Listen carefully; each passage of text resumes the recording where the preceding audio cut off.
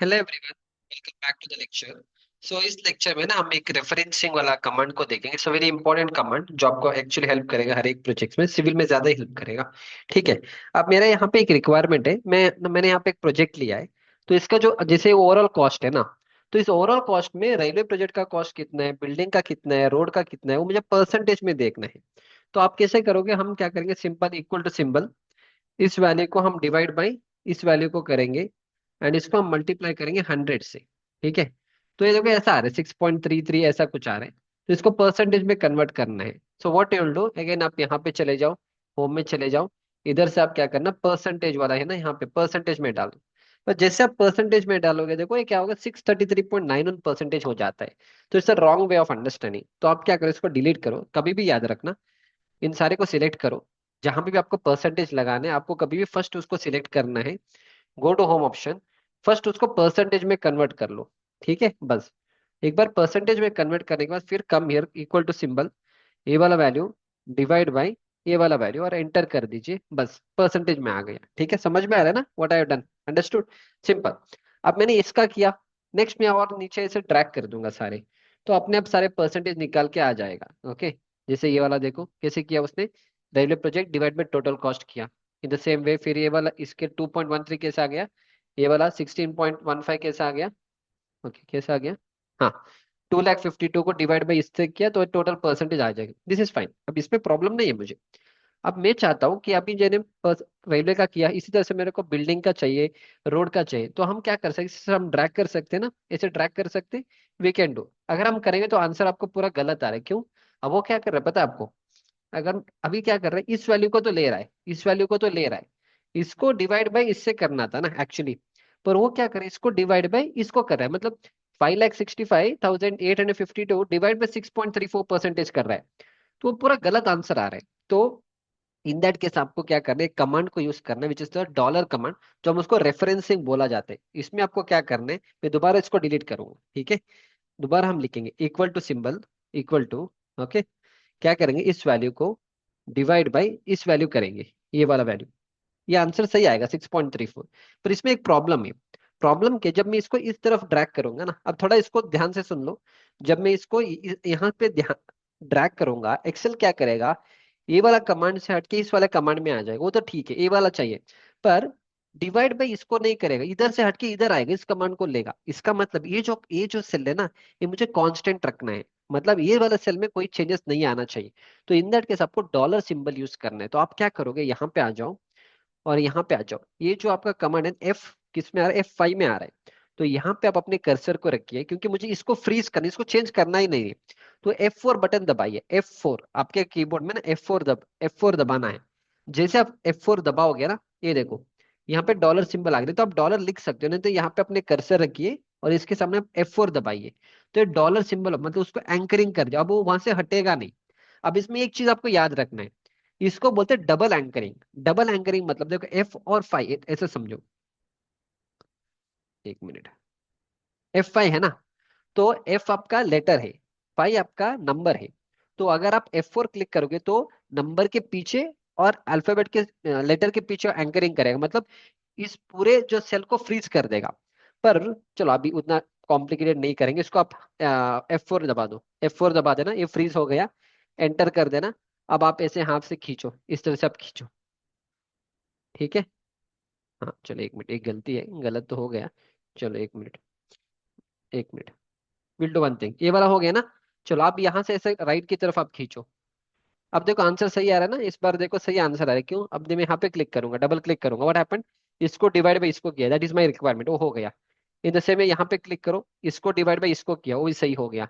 फिर लास्ट वाले को सिलेक्ट करो, इसको डिवाइड बाई इसको किया, ये वाला मेरा रिक्वायरमेंट है, ये सही हो गया।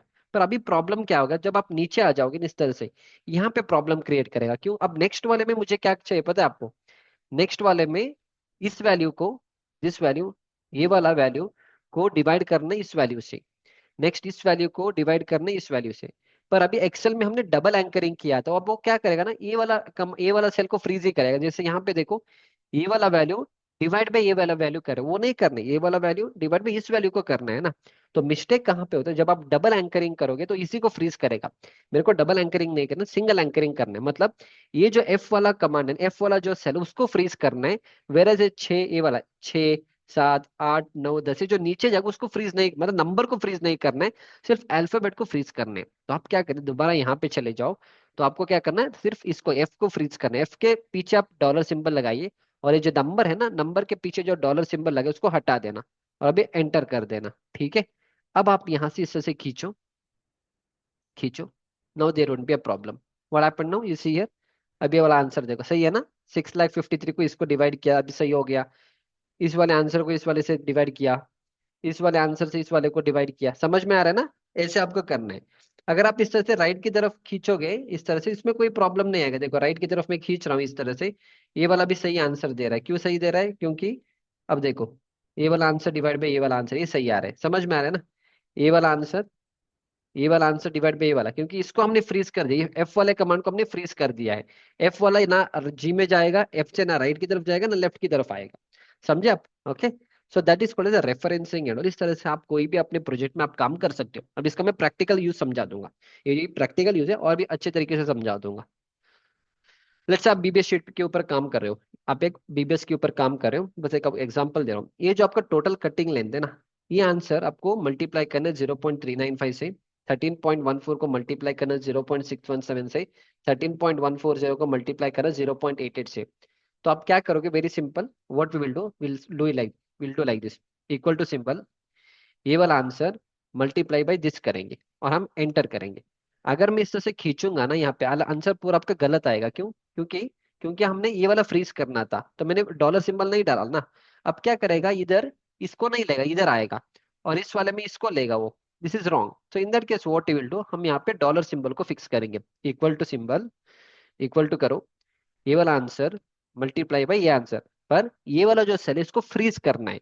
इसको फ्रीज करना मतलब मेरे को एल भी फ्रीज करना है और ये वाला भी फ्रीज करना है। तो यहाँ पे आ जाओ, अपने कर्सर L15 के सामने रखो और F4 क्लिक करो। F4 क्लिक करने से क्या होगा, फ्रीज हो जाएगा। अब आप यहाँ पे एंटर करिए। अब यहाँ से आप राइट की तरफ खींचो। Now your answer is correct. That's it. देखो, ये वाला मल्टीप्लाई बाय दिस वन हो गया। ठीक है। Again this multiply by this one हो गया। Again this multiply by this one हो गया। This multiply by this one हो गया। This multiply by this one हो गया। This multiply by this one. समझ में आ रहा है। अगेन मैं आपको समझा रहा हूँ। अगेन एक आपको व्हाट इज दैट, बेस में ऐसा नहीं करना होता है। कोई भी एक रो में आपको आंसर लगाना होता है, बट दैट इज फाइन। आपको कॉन्सेप्ट समझ में आ रहा है। अब इसका एक और हम प्रैक्टिकल इंपॉर्टेंस कर देंगे। ठीक है। I show you one more. या नाउ फॉर एग्जाम्पल, यहाँ पे कुछ नंबर्स है। ये जो नंबर्स है ना, मेरे को ना 50 से इसको मल्टीप्लाई करना है। चलो 15 है, चलो थोड़ा इजी करा, हाँ 50 ले लो, नो प्रॉब्लम। 50 से मल्टीप्लाई करना है। तो आई टेल यू कि ऐसे इसको कैसे करोगे आप, 50 से कैसे मल्टीप्लाई करोगे, सिंपल रेफरेंसिंग कमांड से। What I do, equal to symbol, इस नंबर को मल्टीप्लाई करेंगे 50 से। पर 50 क्योंकि मेरे को कांस्टेंट है, 50 मेरे को चेंज नहीं करना है, तो हम 50 के सामने, मतलब 50 मतलब ये कितना, कौन सा हो गया, डी, और डी और 40, D40 कमांड के आगे आप F4 क्लिक करिए, प्रेस F4। ये आपका डॉलर सिंबल लगा है, तो ये आपका कांस्टेंट हो जाएगा। आप यहाँ से खींचो अभी। अब देखो 5 इंटू क्या हो जाएगा, ये कांस्टेंट हो चुका है। समझ में आ रहा है ना, ये आपका कांस्टेंट हो गया। अगर आप डॉलर सिंबल नहीं लगाते हैं तो आंसर आपका गलत आ जाता है। तो अभी करके दिखाऊंगा मैं आपको। अगर डॉलर सिंबल नहीं लगाते हो, फॉर एग्जाम्पल यहाँ पे आपने डॉलर सिंबल नहीं लगाया, ठीक है, निकाल दो, मल्टीप्लाई बाय जिसको करो, और आप इस तरह से खींचो अभी। या पूरा आपका वैल्यू देखो गलत आ रहा है यहाँ पे। क्यों गलत आएगा, जीरो क्यों आ रहा है, जीरो इसलिए जीरो आ रहा है क्योंकि 5 इंटू ये वाला वैल्यू ले रहा है अभी, वो गलत आ रहा है ना। समझ में आ रहा है। 51 इंटू यहाँ पे आ रहा है, मेरे को 51 इंटू 50 करना था, पर वो नीचे आ रहा है क्योंकि हमने उसको एंकरिंग नहीं किया। सो that is the importance of doing anchoring. Now I give you one more example. यहाँ पे 50 रखेंगे और यहाँ पे 100 रखेंगे। ओके। और यहाँ पे एक और नंबर लिखूंगा। आई होप आपको समझ में तो आ रहा है, डोंट वरी। ओके। बहुत सिंपल है। हाँ, टाइम लगता है कोई चीज समझ में आने के लिए, अदरवाइज इट्स वेरी सिंपल। ठीक है। और चलो फाइन, अब मेरा रिक्वायरमेंट कुछ अलग है, और ये सब काम पे आने वाला है। ऐसा कुछ यहाँ पे टाइम पास नहीं समझा रहा हूँ। All this things are very important. जब आप कोई बड़े प्रोजेक्ट्स के ऊपर काम करोगे, या कोई डेटा के ऊपर काम करोगे ना, तो आपको रेफरेंसिंग आना चाहिए। ठीक है। अब मेरा रिक्वायरमेंट क्या है ना, 5 को 50 ये वाला जो रो है, चलो इसको मैं चेंज भी कर दूंगा, चलो एक मिनट, इसको आपको समझाने के लिए चेंज कर दूंगा, एंड ये वाला ग्रीन में कर दूंगा, ठीक है। चलो येलो नहीं, चलो ग्रीन में करेंगे। हाँ, यहाँ पे जितने भी नंबर्स है ना, इसको आपको 50 से मल्टीप्लाई करके यहाँ पे लिखना है, और 10 20 30 को मल्टीप्लाई करके इस नंबर से मल्टीप्लाई करके यहाँ पे लिखना है। तो आप रेफरेंस से कमांड यूज करो, कैसे करोगे, वेरी सिंपल।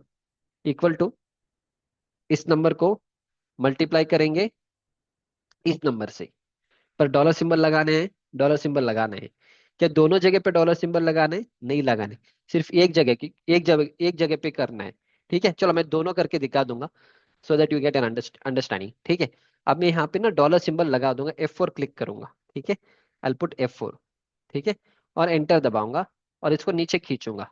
ठीक है, आंसर तो सही आ जाए, इसमें कोई प्रॉब्लम नहीं। देखो 5 × 50 250 हो जाएगा, 10 × 50 250 500 हो जाएगा, 15 ये सब आंसर सही है।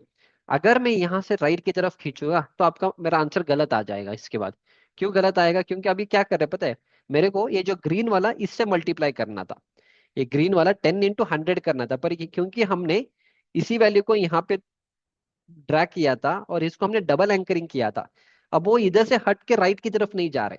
समझ में आ रहा है? वो एक्चुअली 10 × 100 लेना था, अपने आप लेना था, क्योंकि आपने डबल एंकरिंग किया, वो ना राइट की तरफ जा रहे हैं, वो नीचे जा रहे हैं, वहीं पे कांस्टेंट हो चुका है, पर मेरे को राइट की तरफ लेके जाने हैं। तो उसके लिए आपको क्या करना है, सिंगल एंकरिंग करना होता है। मैं दोबारा इसको करूंगा, हटा दूंगा इसको। So what you are suppose to do, यहाँ पे instead of double anchoring, what you do is instead of double anchoring इसके ऊपर सिलेक्ट करिए। ठीक है, तो मुझे 50, ये तो कांस्टेंट है, तो मेरे को राइट की तरफ आना है, मतलब डी से मेरे को ई में आना है।